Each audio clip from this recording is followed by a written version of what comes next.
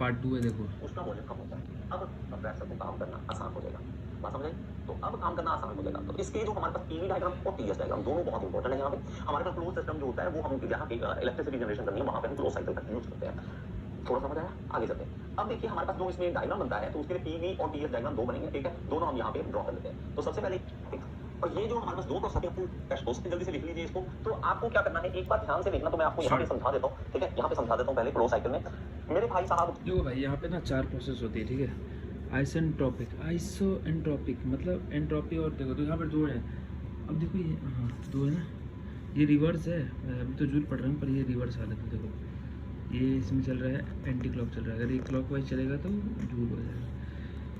वो देखेंगे 4 प्रोसेस होती है। अब देखिए कौन कौन सा जो काम होने हैं वो हमें अगर पता लग जाए कि कौन सा काम कहाँ पे हो रहा है। देखिए इसमें तो प्रेशर बढ़ रहा है, ये तो साफ दिख रहा है कि इसमें प्रेशर बढ़ रहा है। कंप्रेसर है भाई, काम क्या है? प्रेशर बढ़ाना है। और यहाँ पे प्रेशर कम हो रहा है, प्रेशर कम हो रहा है। तो ये जो कंप्रेशन और हमारे पास टरबाइन में एक्सपेंशन है, ये दोनों आइसेंट्रोपिक प्रोसेस होगा। आइसेंट्रोपिक, ओके, जिसमें एंट्रोपी जो है हम कांस्टेंट रखने की कोशिश करेंगे। आइडियली हमारे पास आइसेंट्रोपिक होगा। ये भी हमारे पास क्या होगा? Isentropic, isentropic. और ये जो हमारे पास दो प्रोसेस हैं, इसी को याद रखने की कोशिश करें कि हम आइसेंट्रोपी को क्वेश्चन रखें।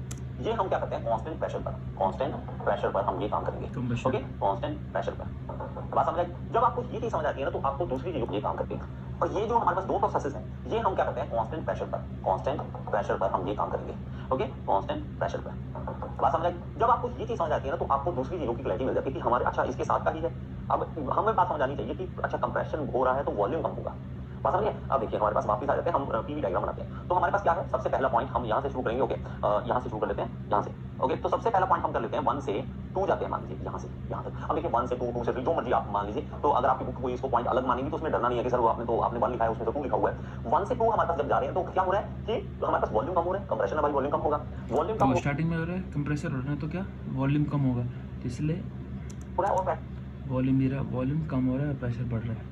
देखो वॉल्यूम कम हो रहा है और प्रेशर बढ़ रहा है, मतलब इस तरह से 1 से 2 जा रहे हैं, 1 से 2 जा रहे हैं। बात समझ आ गई? अब हम क्या करेंगे? नेक्स्ट हमारे पास क्या था? कंप्रेशन होने के बाद कंबस्शन चैम्बर, वो कौन सा था? Constant pressure. कांस्टेंट प्रेशर के लिए इस तरह से एक स्ट्रेट लाइन आएगी क्योंकि प्रेशर अभी याद पिछले पढ़ा था ना कांस्टेंट प्रेशर, जब वो कंबस्शन चैम्बर में जाएगा तो कांस्टेंट प्रेशर पे जाएगा। कांस्टेंट है, 3 पे भी उतना ही है, 2 पे भी उतना ही कंप्रेशन है, मतलब हमारे पास प्रेशर उतना ही है। ठीक है, बात समझ आ गई? अब अगेन टरबाइन में जब स्ट्राइक करेंगे तो हमारे पास क्या होगा? हमारे पास ये इस तरह से वॉल्यूम इंक्रीज होगा भाई। अब देखो कंबाइन में क्या हो गया, उसके बाद क्या वॉल्यूम बढ़ जाएगा गैस का, है ना? प्रेशर डिक्रीज हो जाएगा। अब देखो तो वॉल्यूम बढ़ गया, इधर जा रहा है, वॉल्यूम बढ़ गया और प्रेशर डिक्रीज हो गया। वॉल्यूम इंक्रीज होगा, ठीक है? इसे थोड़ा सा अच्छा बना ले तो ये वॉल्यूम जो है इस तरह से इंक्रीज करेगा। Volume increase, pressure decrease. तो 4 पॉइंट हमारे पास यहाँ पे आ गया, 4 पॉइंट आ गया। अब हमारे पास नेक्स्ट क्या है? इसी को वापस यहाँ पे लेके आना है। लेके आने के लिए हम क्या करेंगे? हम यहाँ से यहाँ एक कांस्टेंट प्रेशर लाइन बनाएंगे। क्या बनाएंगे? Constant pressure line. और यहाँ पे इस तरफ, ये इस तरफ और ये इस तरफ। ये कौन सा है हमारे पास? ये है क्लॉकवाइज। और आपको पता होना चाहिए कि क्लॉकवाइज डायरेक्शन में जब हमारे पास कोई डायग्राम चलता है तो वो कौन सा होता है? वर्क प्रोड्यूसिंग होता है। वर्क पहले भी मैंने पढ़ा, ठीक है? वर्क प्रोड्यूसिंग है, देखो क्लॉकवाइज है। हाँ देखो इसमें क्या, इधर क्लॉकवाइज दूसरा ना, देखो इसमें क्या, इधर एंटी क्लॉक घूम रहा है, टुंग टुंग टुंग, तो ये रिवर्स हो गया इसलिए। प्रोड्यूसिंग होता है, ये आपको पता है ना? ये चीज आपको पता होना चाहिए। देखिए आप में से कोई भी बच्चा अगर लगता है कि आपने जेई का प्रिपरेशन करना है, आपने कुछ एग्जाम का प्रिपरेशन करना है, कोई भी जेई का एग्जाम, एई का एग्जाम है, तो आप मेरी ऐप डाउनलोड कर सकते हैं। इससे तो सिर्फ डेमो है, ये छोटा मोटा डेमो है। आप पूरा जो कोर्स है वो ऐप में ले सकते हैं, ठीक है? ओके, अब आ जाते हैं ये बात समझ आ गई? अब हमारे पास टीएस डायग्राम भी आसान है। देखिए भाई साहब, अगर आपको दिमाग छोटा सा आपने यूज करना है कि हमारे पास मान लीजिए 1 से 2 है। 1 से 2 क्या हो रहा था? कंप्रेशन। कंप्रेशन कौन सी थी? आइसेंट्रोपिक। अब हमें पता है कि आइसेंट्रोपिक प्रोसेस जो है वो इसमें एंट्रोपी इस तरह सीधी होगी। क्यों होगा? क्योंकि एंट्रोपी 1 पॉइंट और 2 पॉइंट पे सेम होनी चाहिए, 1 और 2 पॉइंट पे सेम होनी चाहिए यहाँ पे। तो एक स्ट्रेट लाइन बनेगी। ओके, मेरे से अगर स्ट्रेट ना बने तो आप बना लेना, ठीक है? मेरे से अगर कहीं स्ट्रेट ना बने तो आप बना लेना। तो 1 से 2 जो पॉइंट है वो एग्जैक्ट स्ट्रेट लाइन होनी चाहिए, तो होनी चाहिए, मतलब ये आइडियल प्रोसेस है हमारे पास। अब हमारे पास 2 से 3 हम देखें तो मैं यहाँ लिख भी देता हूँ। ये देखिए, ये क्या है? कंप्रेशन हो रही है, यहाँ पे कंप्रेशन हो रही है, यहाँ पे कंबस्टिंग चैम्बर है, यहाँ पे टरबाइन के अंदर, यहाँ पे टरबाइन की एक्सपेंशन हो रही है, एक्सपेंशन हो रही है। और ये वापस हमारे पास दोबारा हम वापस वहीं पे लेके जा रहे हैं। और वहाँ पे हीट एक्सचेंजर भी लगाया हुआ है हमने, हीट एक्सचेंजर लगाया और वहाँ पे हमारे पास आउट हो रही है हीट। तो यहाँ पे आप लिख भी सकते हैं, तो यहाँ पे लिख भी लेना मेरे भाई। तो यहाँ पे हीट रिजेक्ट हो रही है, हीट रिजेक्ट, और यहाँ हीट ऐड हो रही है, हीट ऐड हो रही है। आप समझ आए? और यहाँ पे हमारे पास क्या है कि वर्क इन हो रहा है, वर्क इन, और यहाँ क्या है? वर्क आउट हो रहा है, वर्क आउट, बाहर निकल रहा है वर्क, ठीक है?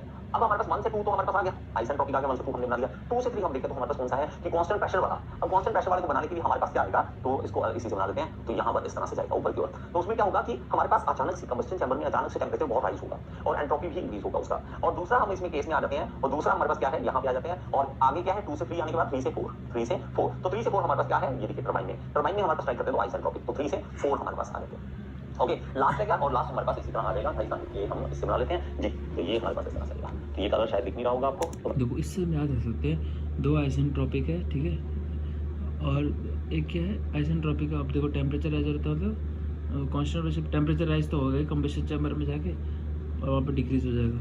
मैं किसी और कलर का यूज कर लेता हूँ। तो ये हमारे पास इस तरह से आता है। तो ये हमारे पास पीवी और टीएस डायग्राम है। इसमें डिक्रीज और इसमें हीट एक्सचेंजर आउट हुआ, हाँ, तो एंट्रोपी कम हुई और टेम्परेचर भी कम हो गया। This is TS diagram. तो 1 से 2 देखो अब इसमें ऐसे जाएगा 1 2 3 4, अब इसी में रिवर्स करेंगे तो ठीक है 1, इसमें देखो 4 है ना, तो यहाँ पे इसके जगह 1 लिख देंगे, 1 2 3 4, ये हमारा रिवर्स बन जाएगा। सेम टू सेम चीज़ है, बाकी कुछ नहीं, हीट अब्जॉर्ब वगैरह सब कुछ सेम है, ठीक है। हम करते हैं नेक्स्ट।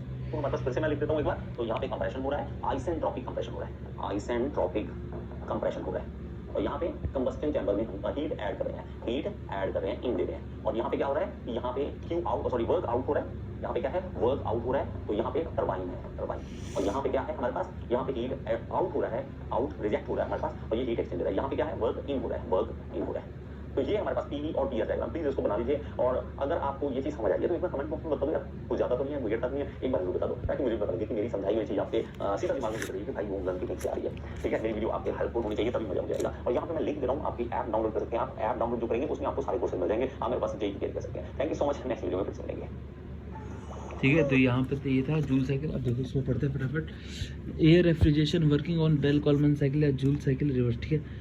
तो वही बता रहा है कि बेल कॉलमैन साइकिल है ना, is a modification of reverse Carnot cycle, ठीक है। The cycle is shown on PV diagram and TS. देखो इसमें दिखा रहा है पीवी, और कार्नोट वाला जो था वो किस में था, वो भी पीवी एंड टीएस में था, ओके।